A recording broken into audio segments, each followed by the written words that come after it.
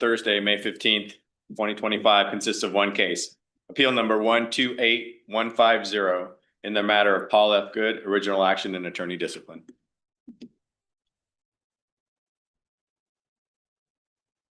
May it please the court, Gail Larkin, disciplinary administrator, appearing today on behalf of the Office of the Disciplinary Administrator. I am present and ready for argument. Would request 3 minutes for rebuttal. Thank you. Oh, Grant. Thank you.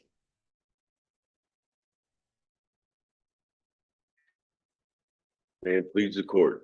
Your honors, I am Paul F. Good, the appellant, representing myself pro se. Thank you. Your Honor, that concludes our docket for this week. Thank you, Mr. Sheehan. Ms. Larkin.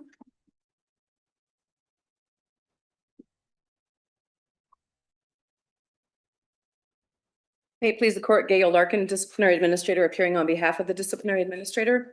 This is an original action and discipline filed by the disciplinary administrator's office against Paul F. Good. This court admitted the respondent to the practice of law on September 20th, 1985. On May 10th, 2024, I filed an amended formal complaint alleging that the respondent violated 3 subsections of KRPC 8.4, which is a misconduct rule, as well as Rule 219, which requires the reporting of criminal offenses or criminal charges and convictions. The respondent filed an answer to the amended formal complaint and admitted many of the facts. In his answer, he also admitted to violating the rules alleged in the formal complaint. A hearing panel of the Kansas Board for Discipline of Attorneys conducted a formal hearing on August 15th, 2024 over Zoom. The hearing panel, the respondent and I all appeared remotely. The respondent was the only witness at that hearing. At the conclusion of the hearing, I argued that the respondent's license should be suspended for 1 year and that prior to reinstatement, the respondent should undergo a reinstatement hearing. At that time, the respondent argued that censure was the appropriate discipline. In the final hearing report, the hearing panel adopted my recommendation for discipline, and the case was docketed with the Supreme Court. The respondent filed exceptions to the final hearing report, and the parties both filed briefs. Before I move to address the facts and the issues, I need to correct an implication in my brief. On page 11 of my brief, I stated that the respondent's DUI was treated as a misdemeanor rather than as a felony, implying that it should have been charged as a felony. According to KSA 8-1567, B1D, a third conviction is a felony only when one of the previous felonies occurred in the last 10 years. Both of the previous DUIs occurred more kind of in the. I actually did have a question about that because the final hearing report and in your brief talks about three prior DUIs. Correct. When were they? Certainly. I didn't find that anywhere, and that was one thing I was going to try to clarify with you. During the hearing on the formal complaint, Mr. Good testified that he had been arrested 5 times for DUI, convicted of 3 times. The first conviction occurred in 2003. In that case, his BAC was 0.20. The second conviction was in 2009. And then the third conviction, which is part of the case today, was in 2023. So because the previous 2 DUIs were more than 10 years old, it should not have been treated as a felony, but it should have been treated as a third conviction for purposes of sentencing. Was the disciplinary administrator's office informed of the 2003 and 2009 DUIs? I do not believe so, no. Okay. All right, thank you. I might follow up with that a little later. Thank you. Certainly. And so while it should have been treated as a third conviction for sentencing, but not treated as a felony, I would point out that the sentence that he received in this case was not consistent with the statutory requirements. The municipal court should have sentenced him to serve at least 30 days in jail. The municipal court did not order any jail time at all. And the court should have ordered him to pay a fine of $1,750. And the fine imposed in this case was only $750. With those kind of clarifications and explanations, I'll move on to the kind of to why we're here. The facts in this case are all centered on the respondent's abuse of alcohol on 4 occasions. Each of these involved conduct as a result of the level of intoxication. Starting first with the incident that occurred at the Sonic restaurant in August of 2021. Approximately midnight, the respondent walked to Sonic and entered the building after it was closed. The employee who closed the business that night did not lock the door, so it was unlocked. When he opened the door, the alarm sounded. While inside the restaurant, he helped himself to a drink and took the credit card receipts that were on the counter in the restaurant. Because the alarm was sounded, police were called and the police observed the respondent inside the business after it was closed. The respondent left the business and started walking toward another restaurant, at which time the officers contacted the respondent. To the officer, the respondent appeared to be extremely intoxicated. He was swaying, he had slurred speech, and appeared to have trouble walking. The respondent's eyes were glassy and bloodshot. The respondent reported to the officer that he had consumed 3 gin martinis prior to walking to the restaurant. The officer saw the Sonic cup in the respondent's hand and found the credit card receipts in his pockets. The respondent explained to the officer that he had ordered food and had just left the Sonic restaurant after attempting to pick up his food. He seemed to be unaware that the restaurant was closed at the time. The officer arrested the respondent and the county attorney charged him with burglary and theft. As a condition of the bond, the respondent was ordered to abstain from consuming alcohol and submit to alcohol monitoring using a SCRAM device.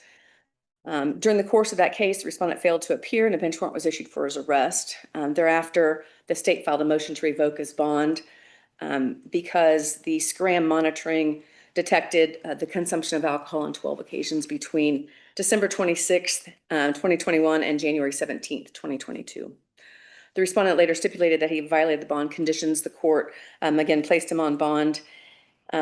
Not too long after that process, the respondent entered a plea of no contest to criminal trespass for entering into the Sonic building after it was closed. The other charges were dismissed. In that case, the court sentenced the respondent to jail, but placed him on probation for 12 months. A condition of that probation was that he abstain from consuming alcohol or drugs. He did not report his criminal conviction to the Butler County. He did not report his conviction to the disciplinary administrator's office. I think I'm gonna have to talk faster because my time is quickly running out. And maybe, I think we're all Cut- aware cut to the of fact. the allegations and the rule violations that the hearing panel found. One of the things that Mr. Good talks about, though, even in light of the findings that I don't think he disputes, is that none of the issues actually impaired his ability to practice law or represent his clients. What's your response to that? Certainly, the criminal cases happened outside the workday and did not involve clients. The one incident that occurred at the neighbor's house in Bel Air, where he was found intoxicated and in a prone position on the front porch of a stranger, he indicated that he was there for a custody case when the police contacted him. He was certainly not at the residence at 1:40 in the morning on a custody case. My concern with the intoxication, the serious conduct that occurred as a result of the intoxication is that there's a harm to the public. The harm to the public occurred when he was driving while intoxicated, certainly in 2023 as well as the other occasions. The transcript bears this out, but in 2003, the conviction occurred at a time when he had, or the allegations occurred at a time when he had his children in the car. And so there's certainly a need to protect the public from the kind of conduct that's followed when he has consumed alcohol. One of the issues that the respondent raised was that he did not act knowingly. And I think if you look at the statutes that were involved in this case, it's clear that he acted knowingly. The necessary element of the criminal trespass case is knowing. In addition, he was certainly aware of his actions at each step of the way. So I don't think that there's merit to his argument that there was no kind of knowing conduct. The second issue that the respondent raised was whether suspension is the appropriate discipline in this case. And under the rules, that didn't have to be briefed because that's always eligible for argument. But I do want to talk a little bit about why suspension is appropriate. And I think I should acknowledge that perhaps a 1-year suspension isn't long enough when you compare it to the other cases that have been decided in this case. And I want to talk about kind of the 3 things that maybe it indicates that a 1-year suspension isn't long enough. First of all, repeated criminal conduct, including a 3rd DUI. The evidence and aggravation is pretty compelling. And finally, he made some false statements regarding my position on mitigating factors in his filings before this court. He indicated that I admitted, I think is the word he used, 4 different mitigating factors that I do not believe are present in this case. So that to me is a concerning issue. The second thing is the aggravation, and certainly Mr. Good's conduct was aggravated by the many, many emails he sent to myself, to court staff in district court, to the hearing panel, and to members of the public that were threatening, intimidating, and abusive. Finally, I think that the misconduct itself with the criminal conduct warrants a serious consideration by this court. With all of that in mind, I still am going to suggest to the court that a 1-year suspension with a reinstatement hearing is appropriate because I'm going to add a kind of another piece to that. And my recommendation is that the respondent during the period of suspension undergo a comprehensive evaluation by someone who is trained to evaluate professionals with substance abuse issues. There have been many, many orders in these cases where the respondent was ordered to not consume alcohol. And each time he violated those orders. And because an order to abstain hasn't been effective, I think that Mr. Good needs to kind of find out a little bit more about, kind of what he can do to prevent himself from, again, slipping, as he calls it, and using alcohol. So my recommendation is that he undergo a comprehensive evaluation by someone trained to evaluate professionals, that he be required to comply with any recommendations in that report, and that at the reinstatement hearing, he present live testimony from the evaluator as well as the folks that provided the treatment or the education that was recommended, if any, in the report. I think that will go a long way to protecting the public from the respondent's actions. I think that the problem with consuming alcohol for Mr. Good is that he can't control his actions when that happens. And he needs to have some more tools in his toolbox to figure out how to continue to maintain his sobriety. I would be happy to answer any questions. Well, one more breeze question through. is that it seemed to be one of the mitigators was or is that there were no prior ethics complaints or any kind of awareness of your office of difficulties with Mr. Good. And yet there's a 2003 up until this point, and yet there's a 2003 and a 2009 DUI. How does that play into that there was no prior history? They just you weren't informed, or what happened? We were not informed of the charges or convictions at that time. No complaints were lodged, no self-reports were made. At the time, the reporting requirement was limited to the reporting of felonies. So there was no affirmative duty to report misdemeanors. Often folks did report misdemeanors because they concluded that was misconduct. But there was no requirement, specific affirmative duty to report misdemeanors in 2003 or 2009. That affirmative duty came in 2021. Okay. We did have a lot of, folks particularly that would report a second DUI, but back then it was pretty common that a first DUI would not be reported. With no other questions and seeing I'm out of time, I will thank the court for this morning. Thank you, Ms. Larkin. Mr. Good?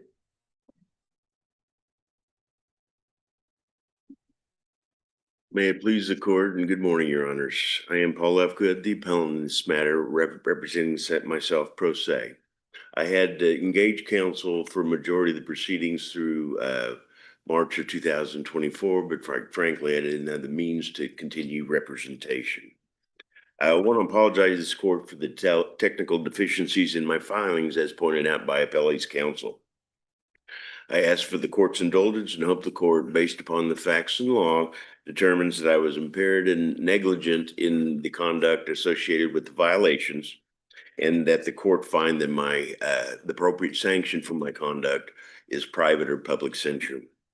Except for my time with Stange Law Firm, I have supported myself since August of 2021, the first violation, through the representation of long-term clients who called me needing assistance. I've applied for over 100 jobs that do not require a law license, and based upon the fact of the economy, and I'm a 65-year-old lawyer, I have not found any of those positions. I love the practice of law and helping my clients solve their problems. If the court orders a suspension of my license, I frankly do not know how I will support myself. I am and have been deeply remorseful of the actions and inactions resulting in this proceeding, and I take full responsibility for the consequences of my actions and their impact on my many friends in and outside the bar, my family, and the victims. I know I'm an alcoholic at this point and always will be, and must continue my sobriety and work with AA and attempt for the rest of my life to remedy the damage I have caused, including and especially my relationships with my children. I have served as the corporate secretary of my home AA group and currently hold the position of Officer for Cooperation with Professional Community, and hope someday to help others in the Wichita bar with issues similar to mine. My character, ethics, and legal capabilities are supported by the recommendations of 5 senior lawyers in preeminent law firms in Wichita who had substantial practice and character experience with me during my during my career, and 2 successful national attorneys who I've known for over 30 years who have engaged me to assist them, their families, and their businesses in legal representation. My personal issues really came to a head in 2019. I separated from my wife in February. On June 6th of 19, I met a 40-year-old son for the first time. And divorce was filed in August of 19.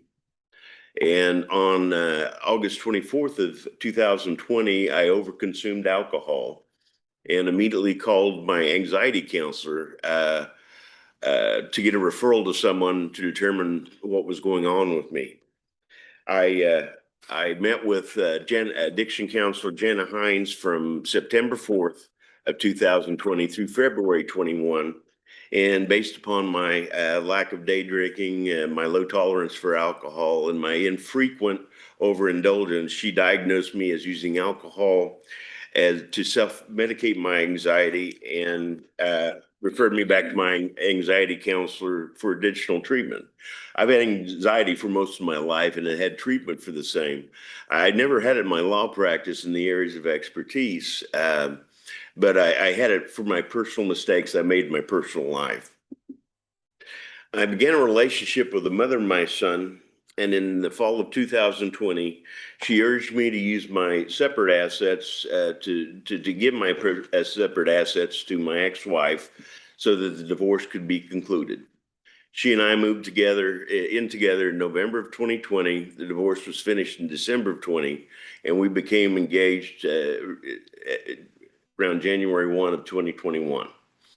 At some point, the relationship went sideways and the engagement was terminated in early 2021, although we continued to communicate.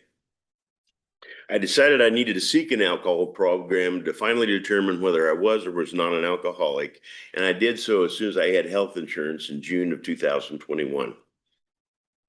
After the incident at Quick Trip, I was approached by a member of the Wichita Impaired Lawyer Committee, and we discussed many things. Number one, that I should begin with AA, which I immediately did. They made recommendations on what I should do from there, and I followed each and every one of those recommendations.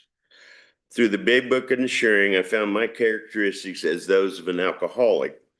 And then my healing and true understanding of myself began. To give your honors an example, I only overconsumed if I had anxiety while I consumed. But I blamed that upon the person causing the anxiety and not myself. That was the problem. That's why I'm basically an alcoholic and always will be. In March of 22, I began attending church with my aunt and have done so every week since. My attorney in the Quick Trip case recommended I contact KLEP, which I immediately did, entered into a monitoring agreement, and I complied and adhered with every provision through its existence. The logs of my AA attendance and my drug and alcohol tests throughout the probationary process is included in the file. The ABA standards state that a reprimand or censure is the appropriate sanction when a person negligently engages in contact in violations of the rule or law. Can we back up just a second before we get to the sanction? Yes, sir, Your Honor. Yes, you described your inter your intervention with AA and some other things with your church in 2021. Help me understand or explain your emails to the disciplinary administrator, which includes threats, which include lies about pancreatic cancer. That occurred well after you entered into these programs, and you're talking about your sobriety. Explain to me that conduct. Well, Your Honor, I was ill in June, in late June, and and my partner and best friend died at age 54 of a massive heart attack in July. I was a mess, quite frankly, Your Honor, and that was inappropriate, absolutely inappropriate, and I did consume. The anxiety took me over, and I made a mistake. Absolutely did. It is unfathomable. And when it was brought to my attention, and I did apologize at the hearing panel, and they noted that I did that, and noted I acknowledged that behavior was totally inappropriate, and it was because I was in a very bad place, and I had when I had my surgery on my left ankle, I received painkillers. That the only painkiller I could take, and I can't think of the name of it, but I still had them, and I took those at that time. I was just not right, Your Honor, and well, everything in my life was just askew at the time, and I apologize. And one more thing, I want to understand the posture of your position. Yes, sir. In your brief, you say you have admitted to the violations of the 8.4s and the 219s. Is that where it seemed like your filing was more of an explanation rather than exceptions? You're not taking exceptions to the findings that you violated the rules? No, Your Honor, I am absolutely not. I fully admit that every violation alleged was there. Any attorney who goes into public after over-consuming alcohol is a detriment to the legal community, period.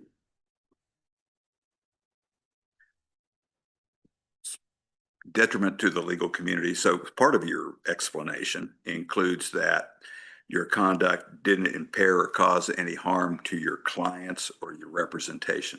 Absolutely not. Since again, I've supported myself solely since, except for the stanging law, stanging law work.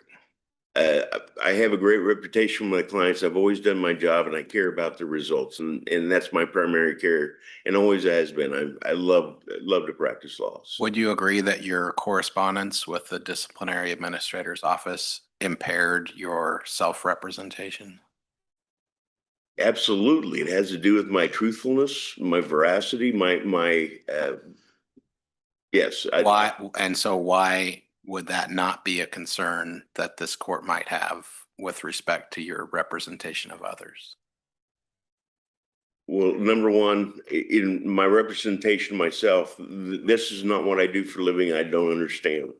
I don't understand this process and the rules to do it. What I do for clients, I have great experience in it, and I enjoy doing it, and I don't make mistakes there. Well, everyone makes mistakes, but well, I'm thinking of comments like I read in one of the emails to the disciplinary administrator, something to the effect of, if you want a war, I'll go to war, things like that, which I understand it's highly personal because you're representing yourself, but help me have some comfort that demeanor is not the posture you take in your representation of others. My counselor explains that it's reaction to my anxiety. There are several reactions from anxiety. My main problem is self-medicating my anxiety, but one of the symptoms is anger. If you feel out of control, you get angry. But I was under prescription medicine prescribed by a doctor at the time, which I have a major problem with. I can't take anything associated with codeine. I would never have taken anything and represented someone else's interest or consumed alcohol during representation.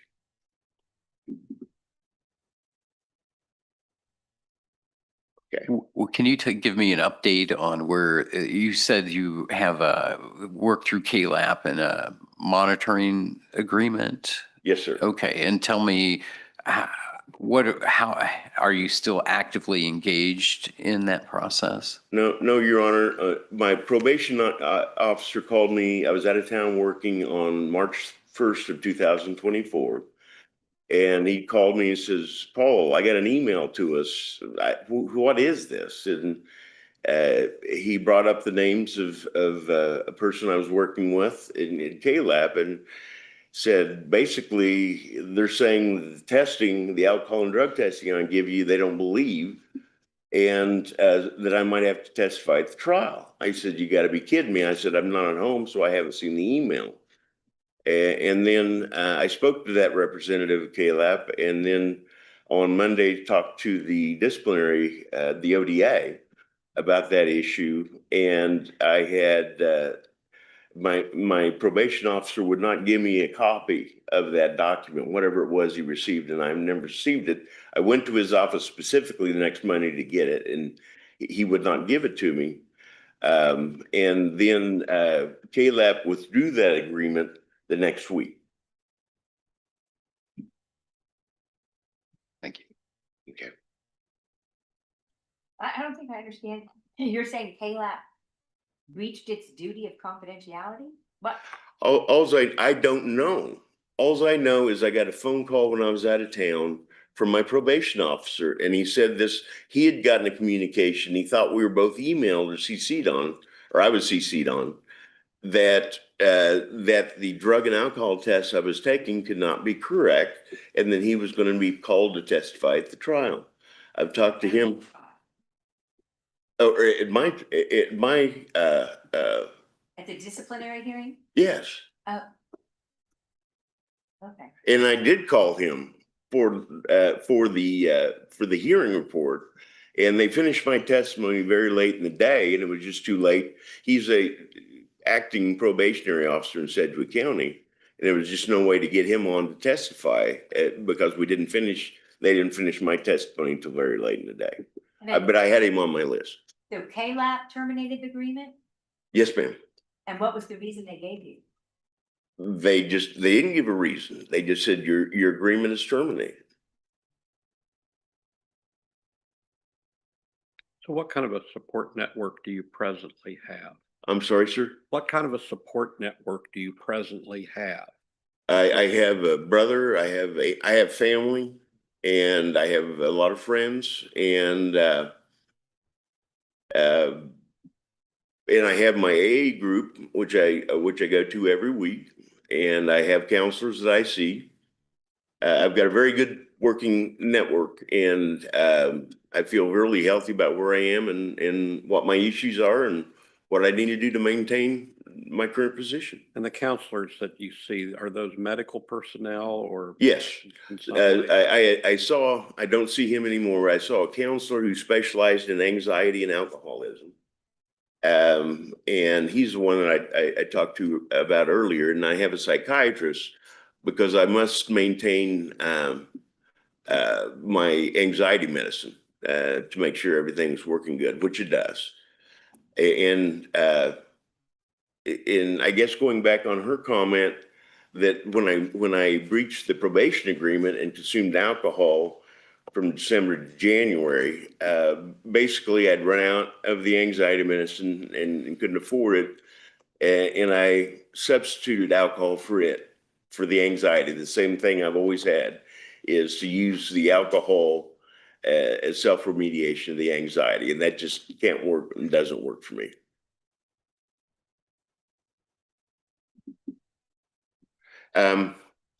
The ABA standards state that a reprimand or censure is the appropriate sanction when a person negligently engages in conduct in violation of the rules. In addition, as referenced by the appellee in the hearing report and the briefs, number one, a reprimand or censure is generally appropriate when a lawyer negligently fails to comply with the law. Two, a person acts knowingly or with knowledge if a person is aware that such person's knowledge such person's conduct is reasonably certain to cause the result. And three, it is well established in Kansas that one is presumed to intend the natural consequences of one's actions. The findings of the hearing panel that I committed to violations knowingly or with knowledge and intent must be by clear and convincing evidence. The first criminal incident is a felony theft charge at Sonic in Andover. On Friday, after my first week as vice president at Trust and Wealth Management at a regional bank, I received a threatening text and determined not to go home that night and stayed with a friend, a high school friend in Andover. I consumed alcohol, ordered food online from Sonic, and then walked and did not drive the 2 miles, approximately 2 miles to the Sonic. All lights were on inside and out, and I went to the door that I'd been through before, and then the alarm went off. I opened the door, went in, and called out to see if I could find anyone there, and no one was there. Well, I felt a responsibility to the responding officers to say, so I stayed through 2 full series of alarms and no one showed up. And so I went to see if there was any other restaurants open. I was just hungry and under the influence, and I wanted some food. But the actions, clearly based upon the standards we talked about in the appropriate sanction, I did not knowingly or with knowledge violate any law in that matter. The next fact impacting my these actions was on March 6th to 7th of 2022. Wichita had a severe ice storm, and I slipped on an icy sidewalk and ruptured my left Achilles heel. I had no health insurance at the time, and after contacting friends or clients who were physicians, I followed their recommendations for treatment. I walked on the damaged ankle until I had health insurance in January of 23, and my orthopod stated there was only a small string of Achilles heel remaining. The second criminal incident was on March 23rd of 2022. When my ankle was hurting badly, I basically passed out and was taken to St. Francis Hospital for medical treatment. Upon the intake, I explained to them that I couldn't take prescription painkillers and that the injury was to my left foot. The technician x-rayed the wrong foot. I got upset. They would not provide transportation to leave or a phone to leave, and they asked me to leave. So I walked out and sat on a bench, and a homeless man had seen me and came up and he says, "Are you okay? You need help?" And I said, "If you'd help me get to the hospital said, you can use a phone at Quick Trip down the street at Murdoch and Broadway." So the homeless man helped me get down there, and the security guard refused to allow me to purchase food for the homeless man or provide a phone, but allowed me to purchase cigarettes and a can of Altoids, and they put it in a bag. I went outside and asked people if I could get a ride home, and I was unsuccessful. So I returned to the quick shop and again requested a phone call, and the security guard said, "Are you going to purchase anything else?" And I said, "No." She says, "Then you're going to have to leave," which I did immediately. Walked out, but I was very frustrated, and I threw the bag in the entire opposite direction of the police officers and the security guard and started to walk home. But it is the action of throwing the bag in the exact opposite directions, 180 degrees away from the security guard and the police, and the Altoids bag slipping out of that bag and striking an officer, striking the security guard. I apologize. Reasonably certain to cause the result of striking the security guard or a natural consequence of such action as required in State v. Wood. I pray the court would find that result would not recur if attempted many times. Regarding the facts regarding the DUI, I went to the Prairie Rose out of Benton, Kansas, and had dinner, and the show started at 7. By 7:15, it was a 2.5 hour show. By 7:15, my ankle was hurting so bad I had to leave, and I went to the owners and thanked them for the free dinner and the show ticket, but I had to leave. They gave me a tablet, which I thought was Percocet. I drove straight home and parked my car in the garage. My landlord did not allow any alcohol beverages in her home. And I consumed alcohol in the garage. And when she came home, she saw that had been drinking, and she ordered me off the property. I couldn't walk, so I drove a short way to a parking lot and basically slept for a couple hours. Got up and decided to drive home. And I had my phone in my lap as I normally do, and it dropped down to the floor. I bent over to pick it up. And when I came back up, I swerved, but I hit the back left of the Jeep. And I went to neighbors to find out who the owner was. I found out who the owner was, and he called the police.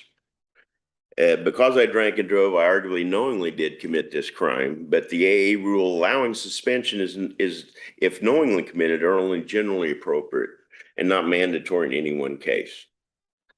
The imposition of final oh my goodness. The imposition of final sanction should be determined primarily based upon the aggravating and mitigating facts of each case.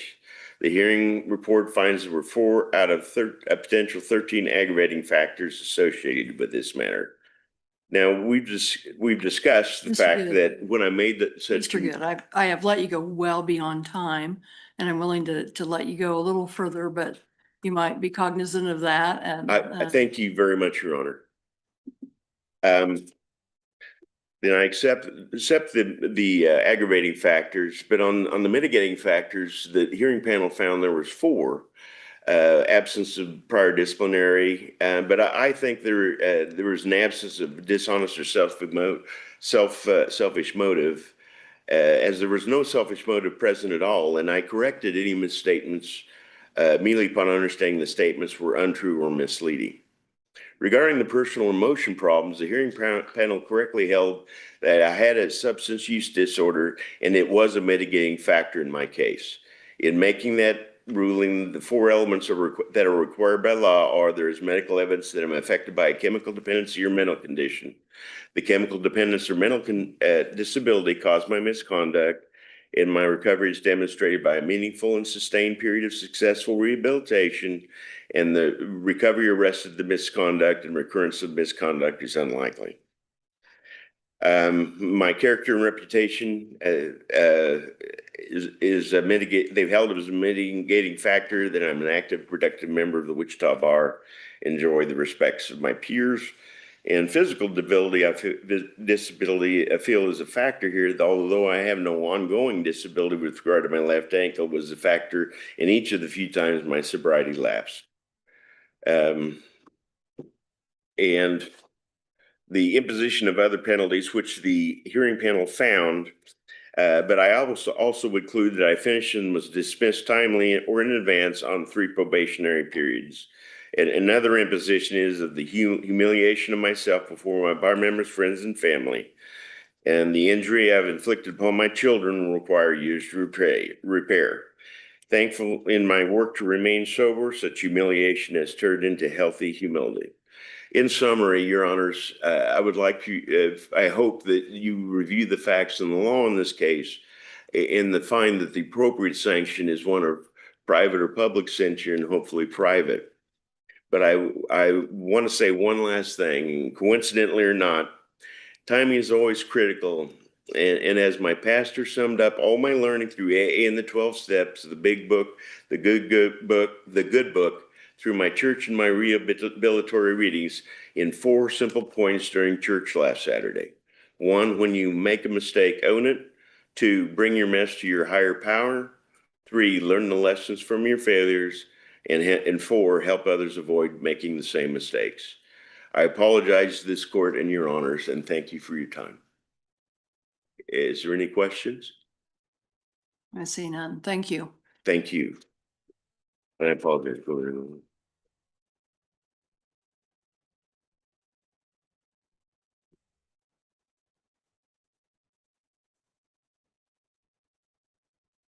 I have a couple of points I want to follow up on from Mr. Good's argument. First, I would direct your attention to volume 2, starting with page 76 for the discussion about his KLAP participation. It starts on line 20 of page 76 and it goes through page 82. In During that time, I asked about his KLAP participation. And I asked him why he had been terminated from the program. The answer that I received was, he started talking about some Chinese manufacturers to the state, and I didn't really understand the relevance there. I didn't really get a direct answer to why he thought he was terminated from the program. He asked me during the course of the investigation to obtain a copy of this email that he purported that was sent to his probation officer. I reached out to the investigator in the case, Mr. Breedy, as well as to Ms. Morose, and I asked them for any communication that they sent to or received from Mr. Good's probation officer, and they both replied that they had not had any communication with him. There had been a phone call to find out about compliance, but there were no email messages. I forwarded the information I received to Mr. Good, and I asked him about, the fact that they both affirmed that they didn't send such emails, and he was unwilling to accept those statements. But if you want to have all of the information in the record about that, it's basically pages 76 through 82. I want to touch a little bit on the email messages that Justice Siegel brought up. There were some email messages that he sent, very similar to the ones that he sent to myself and the hearing panel. If you look at paragraph 65 of the final hearing report, and I believe it is also paragraph 66, the hearing panel highlighted some email messages I was copied on that he sent to opposing counsel and district court staff.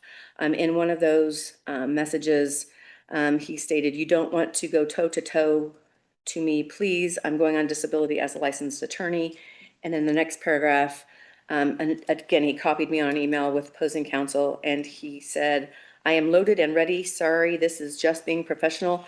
I like you, but you are not going to like me shortly." It goes on to say, "Otherwise, find yourself a helmet. If you want to fight, let's get this done that way." So there were communications of similar nature that he had with opposing counsel. One last thing, he talked about his sobriety, and he argued that the mitigation factor about the misconduct being caused by the addiction, there's a lot of elements to that particular factor. I would just point out that by his own testimony, he had overconsumed 1 month prior to the formal hearing, and that doesn't seem to me, at least, to be a sustained period of rehabilitation and sobriety. I'd stand for any additional questions. Thank you. Thank you. Thank you to both of you for your arguments today. The court will take this matter under advisement.